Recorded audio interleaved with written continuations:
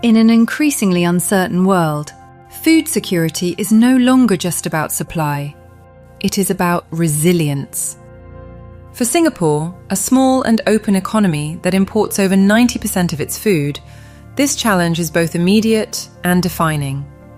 This has led to a rethinking of how food is produced, focusing not just on output, but on the foundations that make production more resilient, efficient, and sustainable. At the heart of this effort lies aquaculture and the upstream capabilities that power it.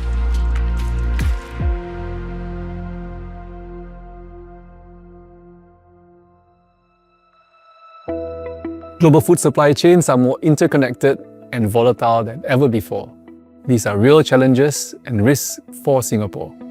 The Singapore Food Story 2 builds on 4 pillars: diversify imports, global partnerships, stockpile, and grow local. Together, they give us flexibility and options to respond to different types of disruptions across different food items.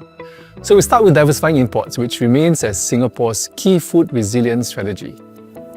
Over the years, we have strengthened our food supply networks worldwide. Now, this reduces concentration risks and gives us options to pivot quickly when any single source is disrupted. But diversification alone is not enough. Trusted partnerships are a strategic asset to safeguard food flows and strengthen supply reliability. And Singapore has been building such partnerships. Our stockpiles give us a buffer when disruptions are sudden or widespread.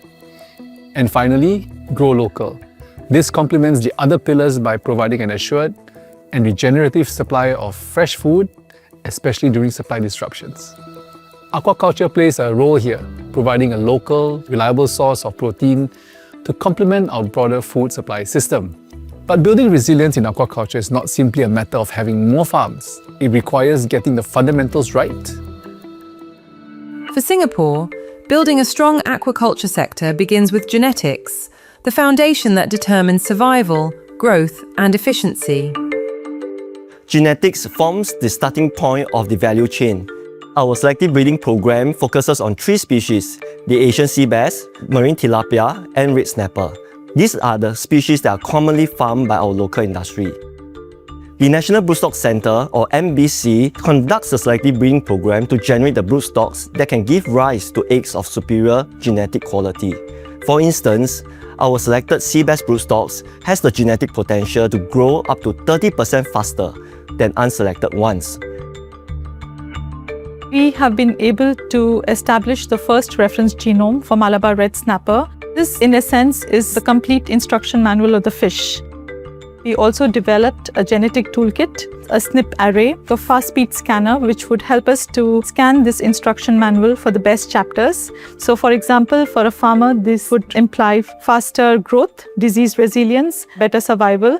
And for the consumer, it would mean that those fish have better texture, better flavor, or better nutritional quality. This genetic capability indeed strengthens Singapore's role in aquaculture. It establishes itself as aquaculture R&D hub. Specifically in the local context, we would be able to supply high-quality fingerlings to the farmers.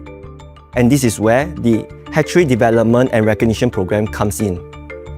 Together, the National Broodstock Centre and Hatchery Development and Recognition Program addresses a critical bottleneck for the industry, which is a consistent supply of quality fingerlings for the farms.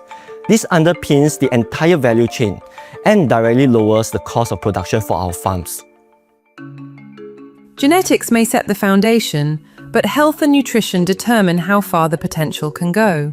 In Singapore, these capabilities are built through close collaboration among research, industry, and global partners. Singapore sits at the heart of Southeast Asia, close to the large aquaculture producing countries in the region. At the Singapore Economic Development Board, we work with global companies to build and scale their businesses from Singapore by providing insights into our pro-business environment, connecting them with relevant partners across industry, government, and research, and supporting access to talent and incentives aligned with Singapore's economic priorities. One successful example would be the Haight Group, a leading Chinese animal nutrition agribusiness. Haight opened their first overseas livestock and aquaculture premix manufacturing facility in Singapore in January this year. Its operations in Singapore will set new benchmarks for premixed quality with full traceability from raw materials to finished goods and support HATE's expansion in Southeast Asia and beyond. As aquaculture operations in the region scale up to meet the rising demand for protein, we envision Singapore becoming the hub in Asia for tropical marine aquaculture research and sustainable production systems. As aquaculture grows across the region, disease has become one of the sector's greatest challenges. In Singapore, partnerships between researchers and industry are helping to address this through science and innovation. One example is the development of a vaccine against scale drop disease virus, a deadly disease that affects Asian sea bass production. SDDVs could wipe out 70 to 80% of your production in less than a week. It's very important to come with new approaches to eliminate the virus from the farms. You have to test the vaccine in real life situation. So partnering with industry like our partner UVax, who have all the facility, will help us to really test the vaccine in real life situation. Because you want a vaccine to be efficacious in the farms, not in the lab. It's a game changing because there is no more uncertainty. You know that you will raise your fish to the desired size that you want for commercialization. It will have an effect not only for fish farming in Singapore, but also in the region where all these species are being farmed. Alongside advances in fish health, nutrition is also playing a growing role in aquaculture resilience. In Singapore, researchers have developed functional fish feeds that help juvenile Asian sea bass better resist infection and improve survivability. Nutrition is getting very important to improve our productivity in aquaculture. Nutrition helps to improve on the growth rates of the fish. And if there's going to be a disease outbreak, the presence of these nutrients will actually help the fish to improve on their immune system. What we're actually doing in this project is actually to co-supplement two different ingredients into the fish feed. One is a probiotic and the other is actually a food nutrient.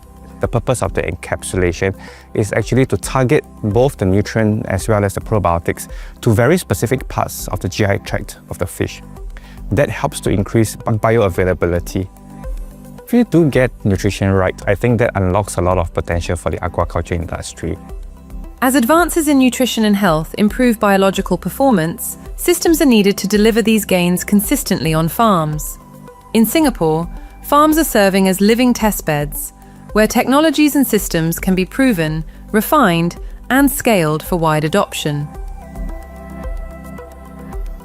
We are farming in a vertically integrated controlled system where we have algorithms that are adapting to what's happening in our system that we can constantly optimize. And then we have a controlled environment which creates stability. So the combination of those two factors allows us to highly optimize our throughput in the facilities.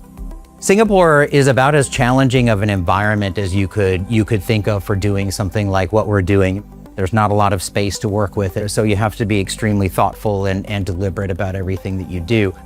From day one, we designed our system to be deliberately scalable. So we say that our system scales like infrastructure, and all of our systems, because we don't produce effluents, much easier for us to set up a location anywhere in the world because we're not dependent on the environment around there, and we're not impacting the environment around it either. In Singapore, aquaculture is being developed as an integrated system, bringing together genetics, health and nutrition, and farming systems and technologies. Singapore's aquaculture sector operates differently from many other countries. As a small nation with limited resources and land and sea space constraints, we are not positioned to compete on volume. Instead, our focus is on supporting farms to be productive and sustainable within our constraints. And we do that by strengthening the upstream foundations that shape farm performance. For aquaculture farms, this would mean better starting stock through genetics, more reliable inputs in health and nutrition, and the ability to adopt technologies that work on the ground. The capabilities we are building in Singapore are not just for our own farms. Our farms operate in similar tropical and climate-exposed conditions as many in the region. The solutions we develop, from genetics to health and nutrition, to technologies and systems, are therefore transferable. Singapore's role is to contribute as a node within the regional aquaculture innovation ecosystem, where research, expertise, and commercial partnerships flow across borders. Through such collaboration and knowledge exchange, we aim to support both our own farms and the broader region in developing an aquaculture ecosystem that is productive, resilient, and sustainable.